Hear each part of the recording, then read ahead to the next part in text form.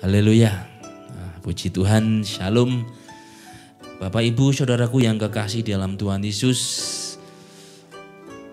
Kita bersyukur bahwa dalam keadaan yang sulit sekalipun, dalam keadaan persoalan apapun, kita percaya bahwa kasih Tuhan tetap nyata bagi hidup kita. Saudaraku yang kekasih, berbicara tentang yang namanya kesulitan dan persoalan, bahwa pada dasarnya kesulitan dan persoalan hidup itu adalah sesuatu hal yang tidak bisa ditinggalkan. Bahwa selama kita hidup, selagi kita ada, persoalan itu pasti akan ada dalam hidup kita. Jadi kalau kita berdoa agar tidak dapat masalah dalam hidup kita, maka sebenarnya tidak tepat. Tapi kalau ditanya apa orang senang mengalami masalah, enggak senang. Tapi yang jelas bahwa persoalan itu pasti ada. Sebab selama kita masih hidup, kita akan tetap menghadapi yang namanya persoalan. Kalau orang sudah dia kembali kepada Tuhan, ya dia nggak akan mengalami persoalan. Jadi kalau orang misalkan ditanya, apa kamu nggak ingin mengalami persoalan? Mau, ya kembali pada Tuhan saja, nggak ada ngalami. Minta saja Tuhan panggil, nanti nggak akan mengalami persoalan hidup. Tapi kalau ditanya apakah mau dipanggil Tuhan hari ini, mungkin istilahnya lebih cepat lebih baik gitu. Ya tentunya nggak mau, masih ingin menikmati kehidupan. Tapi kalau kita masih ingin menikmati kehidupan, maka tidak lepas dari yang namanya persoalan hidup. Sebab sebenarnya bahwa setiap persoalan kehidupan yang terjadi itu bisa dipakai Tuhan untuk mendewasakan kita. Saudara, kita mesti senang kalau anak-anak kita atau anak didik kita, anak rohani kita, mereka menjadi dewasa. Kita senang dan kita bangga bahwa perjuangan kita tidak sia-sia. Tuhan juga demikian. Tuhan itu akan senang kalau melihat anak-anaknya itu dewasa secara rohani. Dalam keadaan zaman yang makin kacau, anak Tuhan tidak diombang-ambingkan oleh rupa-rupa angin pengajaran penyesatan. Tidak kena tipu daya muslihat iblis. Sebab kalau kena tipu daya iblis, mereka bisa jatuh dalam dosa dan kesalahan. Saudaraku yang kekasih, keadaan zaman yang susah ini, banyak orang hidupnya terombang-ambing. Mereka kehilangan pengharapan hidup karena masa yang sukar. Dan itu dihadapi oleh banyak orang, dihadapi oleh bangsa-bangsa. Ada mereka yang merasakan, wah Tuhan jauh. Tuhan tidak berdaulat atas dirinya. Tuhan gak peduli. Saudara yang kekasih Tuhan, setan bisa memakai kesusahan itu untuk membuat orang kehilangan pengharapan. Kalau orang sudah kehilangan pengharapan, mereka mudah disesatkan. Dan kalau sudah disesatkan, mereka mudah diperbudak oleh kuasa roh jahat.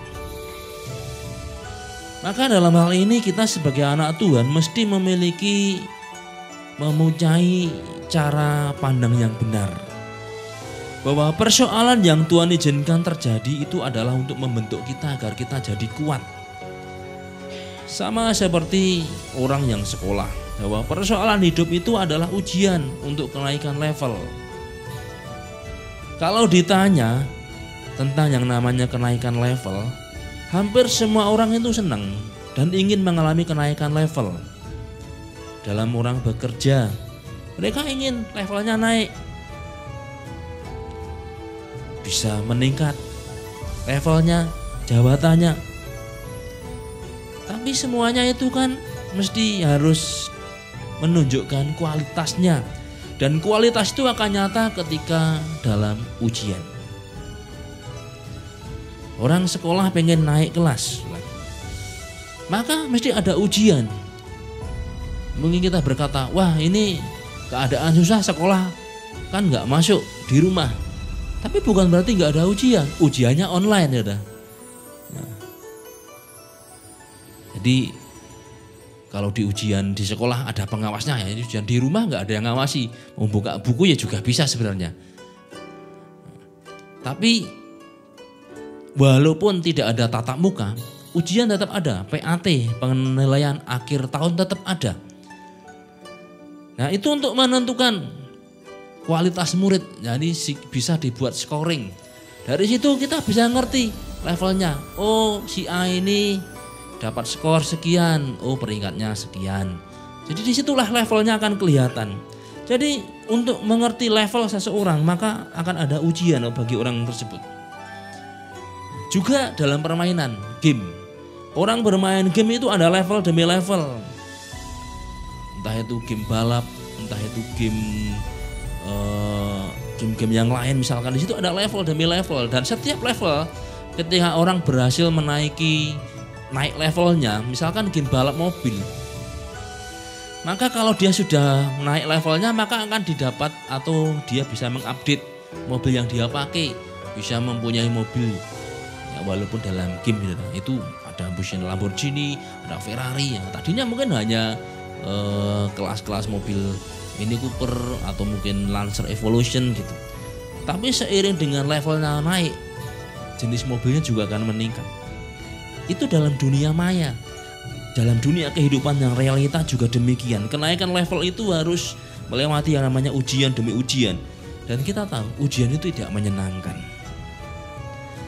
Namun saudara, kalau kita dapat mengatasi, level kita akan naik dan semakin kuat, semakin cakap. Jadi kita mesti mempunyai cara pandang yang benar dalam persoalan yang terjadi, kesulitan yang terjadi di masa sukar ini, bahwa itu bisa dipakai Tuhan untuk meningkatkan level kita. Nah, juga yang tidak kalah penting saudara dikasih Tuhan, kita adalah umat kesayangan Tuhan. Ketika kita diizinkan mengalami kesulitan sebagai proses hidup, saya percaya Tuhan pasti menolongnya. Ebenezer. Nah, mari kita melihat janji Tuhan ini. Apa yang pemazmur katakan? Mari kita membaca kitab Mazmur 135 ayat yang keempat. Mazmur 135 ayat 4.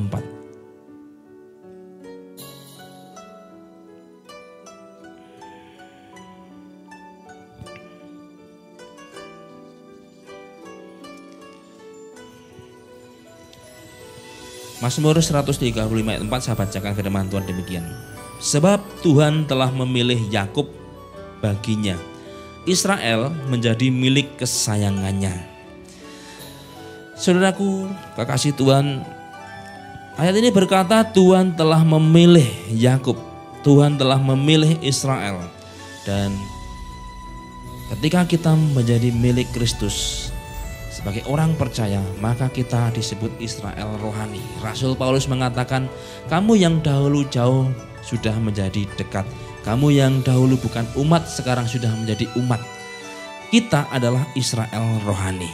Tuhan yang memilih kita. Di dalam kitab Injil Yohanes, Tuhan Yesus berkata, bukan kamu yang memilih aku, tapi akulah yang memilih kamu.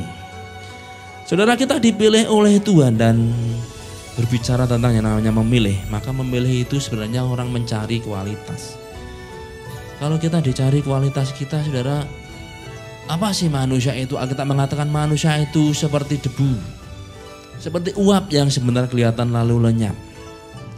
Tapi kalau Tuhan memilih kita, itu anugerah. Anugerah terbesar yang pernah kita terima adalah kita menjadi milik Kristus. Sebab pada dasarnya tidak ada satu alasan pun, alasan yang baik yang didapati dalam hidup kita untuk Tuhan memilih kita.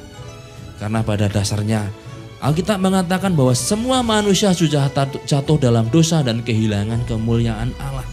Tapi kalau Allah berkenan memilih kita, itu anugerah. Anugerah terbesar yang kita terima. Kata memilih, di sini dikatakan Allah Tuhan, sebab Tuhan telah memilih kita. Ayat ini diawali dengan kata sebab. Kata sebab ini menunjukkan sesuatu hal yang berhubungan. Kata sebab itu dalam bahasa aslinya ditulis dengan kata ke. Makna ke itu bukan hanya sebab, tapi satu kepastian. Saudara yang dikasihi Tuhan, Alkitab memberikan pada kita satu gagasan bahwa pemilihan kita itu adalah satu kepastian. Artinya kepastian itu sesuatu yang tetap, mesti. Kepastian itu sesuatu yang tidak boleh tidak.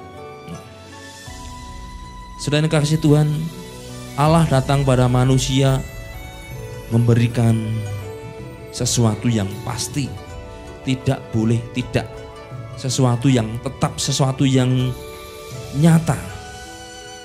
Dan harga kepastian itu di dalam Kristus sudah dibayar melalui darahnya di kayu salib.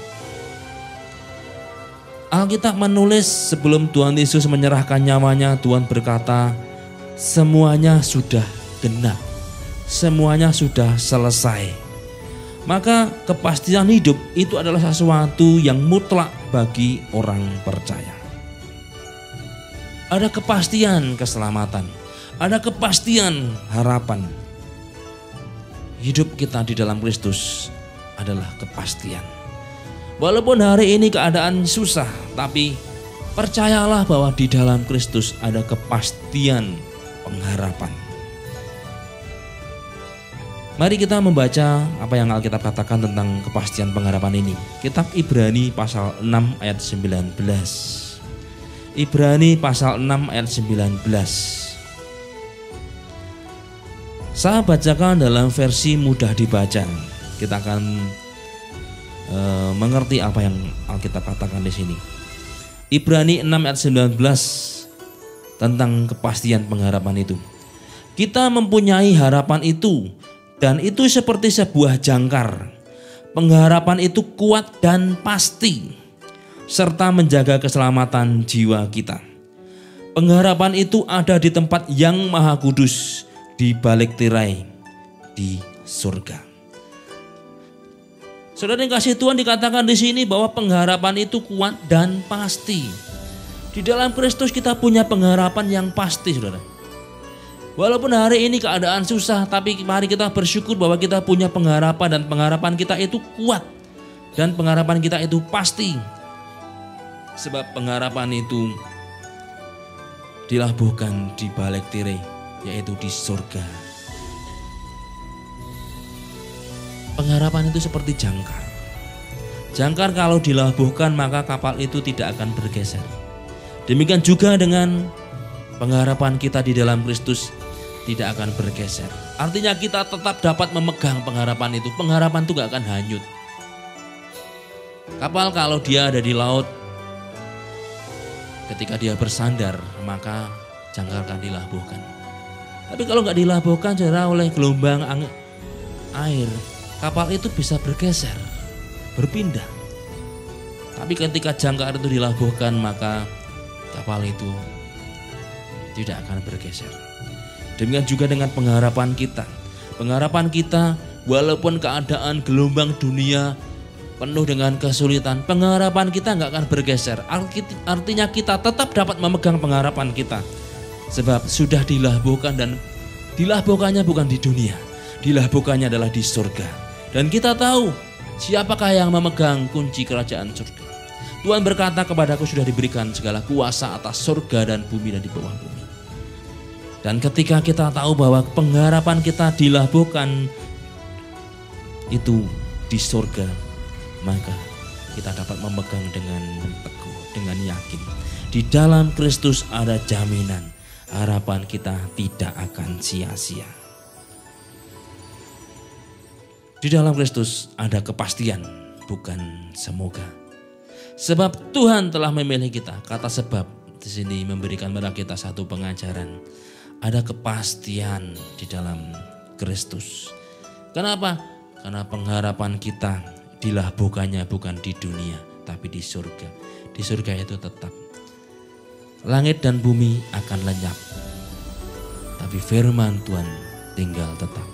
Kalau pengharapan itu dilabuhkan di dunia, pada manusia, pada penguasa, saudara, itu akan membuat kita kecewa.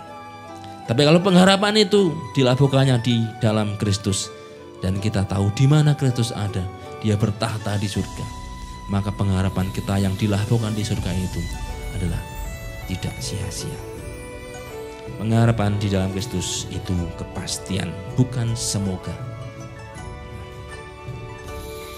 Di sini dikatakan Tuhan telah memilih kita, memilih Yakub baginya.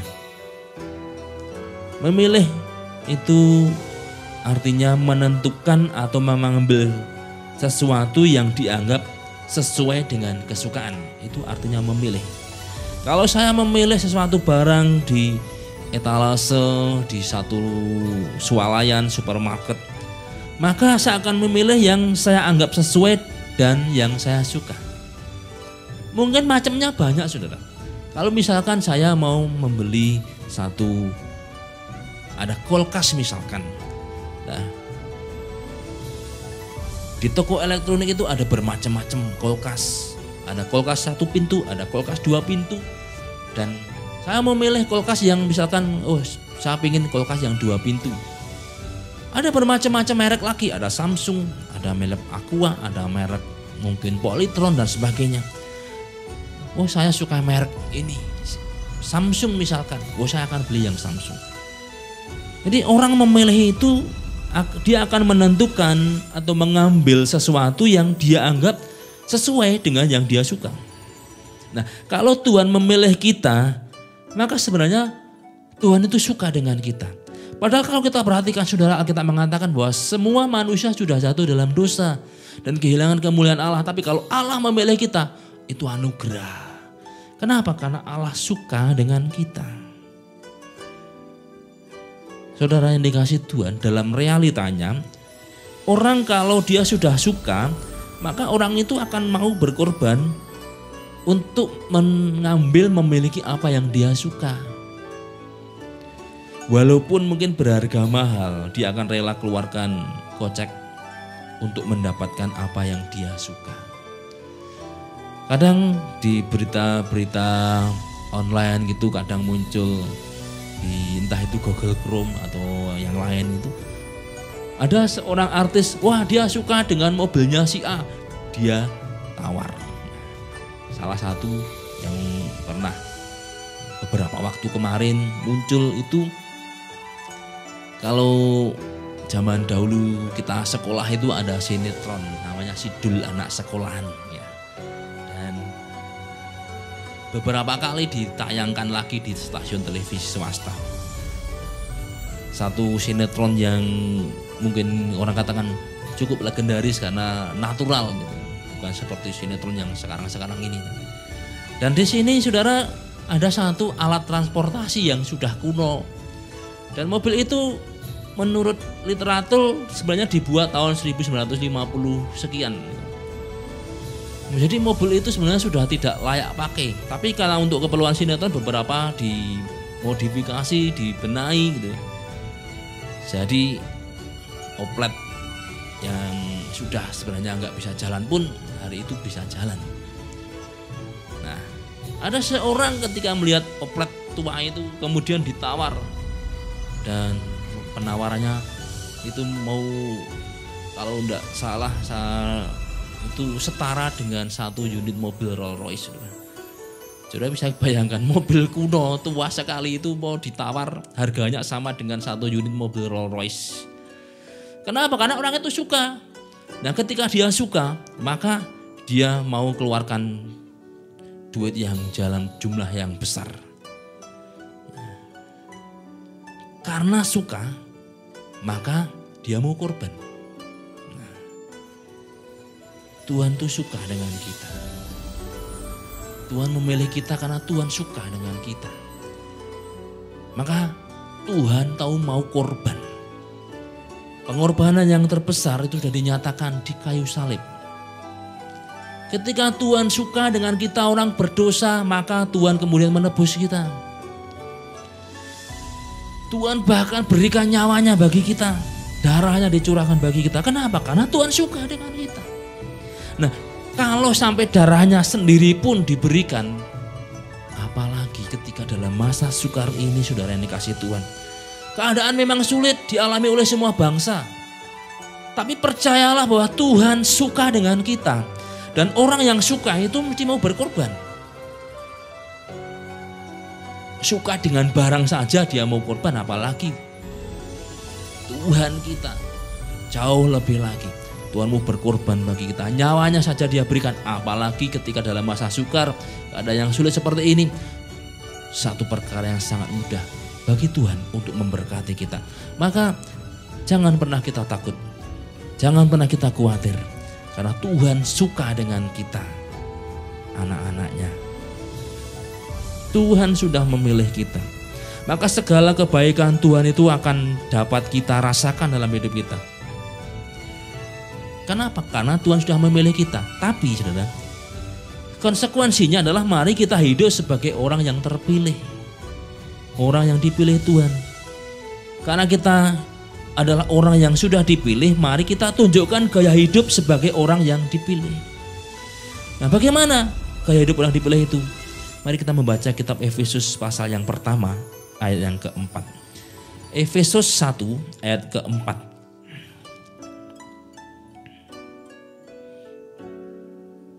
Saya bacakan firman Tuhan. Sebab di dalam Dia Allah telah memilih kita sebelum dunia dijadikan, supaya kita kudus dan tak bercacat di hadapannya. Rasul Paulus menegaskan bahwa Allah memilih kita. Bahkan sebelum dunia dijadikan, artinya dalam rencana kerja, dalam kekekalannya Allah sudah tahu, dalam kemahatauannya Allah sudah mengerti manusia akan Dia pilih. Tapi dikatakan untuk apa? Supaya kita kudus dan tak bercacat di hadapan Tuhan. Inilah gaya hidup sebagai orang yang dipilih. Ini masa sukar, betul. Ini akhir zaman akan muncul masa sukar seperti yang Rasul Paulus katakan, betul. Tapi percayalah bahwa kita orang yang dipilih Tuhan, Tuhan itu akan nyatakan kuasanya bagi kita. Tuhan akan menunjukkan bagaimana Tuhan suka dengan kita. Tapi sisi yang lain, kita sebagai orang yang sudah dipilih, Rasul Paulus berkata, mari kita tunjukkan, yaitu kita kudus dan tak bercacat di hadapannya. Tuhan menghendaki dan Tuhan menetapkan sebagai orang yang dipilih, kita harus hidup dalam kekudusan dan tak bercacat. Kata kudus dalam bahasa aslinya hagios. Itu punya makna dipisahkan dan menjadi berbeda. Kita ini orang yang dipisahkan dari dunia, dan kita harus menunjukkan cara hidup yang berbeda dengan dunia. Itulah sebabnya Rasul Paulus berkata, janganlah kamu menjadi serupa dengan dunia ini. Kenapa? Karena kita sudah dipisahkan. Karena kita sudah dipisahkan, maka kita harus berbeda. Kita harus memiliki cara hidup yang berbeda dengan dunia. Kepada jemaat di Roma, Rasul Paulus berkata demikian. Dan kepada kita hari ini, ayat ini sama. Milikilah cara hidup yang berbeda. Janganlah kamu serupa dengan dunia. Kenapa? Karena kita sudah dibaharui. Kita sudah dikuduskan. Kita sudah dipisahkan. Maka kita harus berani berbeda. Jangan serupa dengan dunia ini. Tapi tunjukkan pembaharuan hidup yang Tuhan sudah nyatakan dalam kita. Dan yang kedua dikatakan supaya kita tak bercacat di hadapannya. Kata tak bercacat itu ditulis dengan kata anomos. Anomos ini gambarannya seperti hewan yang mau dipersembahkan. Gambaran dalam ibadah orang Israel pada masa dulu, ketika mereka mau membawa korban bakaran, itu tidak boleh yang namanya hewan itu cacat. Kalau hewan itu cacat, maka tidak boleh dipersembahkan. Nah, sebagai orang yang dipilih, Tuhan itu menginginkan hidup kita ini menempatkan diri sebagai persembahan. Sama seperti hewan yang tak bercacat tadi. Kita menempatkan hidup kita sebagai persembahan yang hidup. Itulah yang Rasul katakan, persembahkanlah hidup kita, tubuh kita sebagai persembahan yang kudus, yang tak bercacat, tak bercela. Menempatkan diri sebagai persembahan. Itu yang Tuhan inginkan sebagai gaya hidup orang yang dipilih oleh Tuhan. Nah, makna memilih yang kedua itu bakar dalam bahasa Ibrani itu punya arti mengangkat. Tuhan mengangkat kita, saudara. Keadaan memang susah, keadaan memang sulit, tapi percayalah Tuhan mengangkat kita. Sehingga kita dimampukan melewati masa-masa yang sukar ini. Maka mari kita pegang janji Tuhan ini. Tuhan itu suka dengan kita, Tuhan memilih kita. Maka Tuhan melakukan perkaranya yang ajaib. Tuhan mengangkat kita. Tapi sebagai orang yang dipilih, mari kita tunjukkan gaya hidup sebagai orang yang dipilih. Hidup kudus dan tak bercacat di hadapan Tuhan. Kita harus berani berbeda dengan dunia. Karena kita sudah dipisahkan dari dunia. Dan dikatakan di sini Tuhan memilih kita ini untuk menjadi milik kesayangannya. Pemazmur berkata Israel menjadi kesayangan Tuhan. Israel adalah nama yang Tuhan berikan pada Yakub. Sudah dikasih Tuhan, kita tahu bagaimana Yakub hidup dengan segala suka dukanya.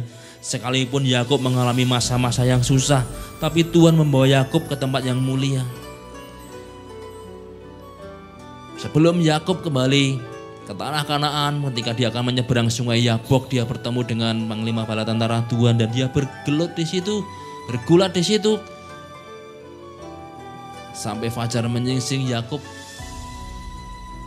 dipukul pangkal pahanya. Yakub memegang orang itu. Dan ketika fajar menyingsing, orang itu berkata, "Lepaskan aku, sebentar lagi fajar menyingsing." Tapi Yakub berkata, "Aku gak akan melepaskan engkau sebelum engkau memberkati aku." Dia berkata, "Siapakah kamu? Siapa namamu?" Yakub berkata, "Namaku Yakub. Mulai hari ini namamu bukan lagi Yakub, tapi Israel."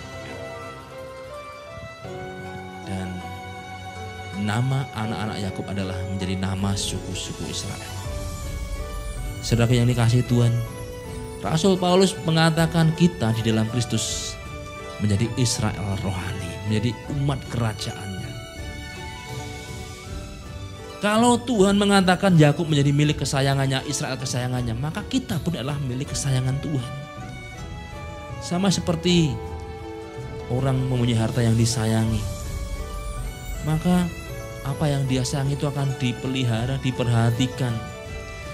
Menghadapi masa yang sukar hari-hari ini, mari kita pegang janji Tuhan. Tuhan menjadikan kita sebagai milik yang Dia sayangi. Maka akan ada pemeliharaan, akan ada perhatian Tuhan bagi kita. Yakub melewati masa-masa sulit demi masa sulit.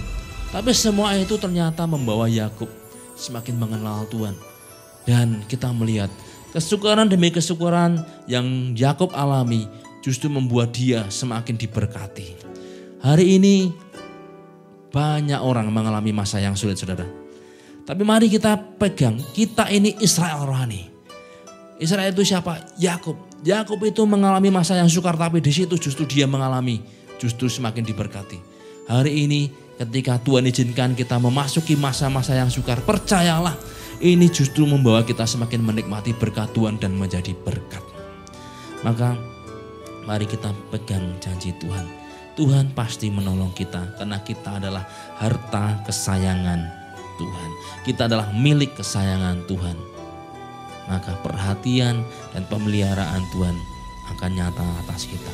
Tapi konsekuensinya mari kita tunjukkan gaya hidup sebagai orang yang dipilih, yang disayangi Tuhan. Dengan kehidupan yang kudus dan tak bercacat. Menempatkan diri sebagai persembahan. Sama seperti yang Rasul Paulus katakan kepada jemaat yang di Roma. Itulah yang menjadi bagian kita. Maka saya percaya perhatian, kasih, pemeliharaan Tuhan akan selalu nyata dalam hidup kita. Puji Tuhan, Tuhan Yesus memberkati.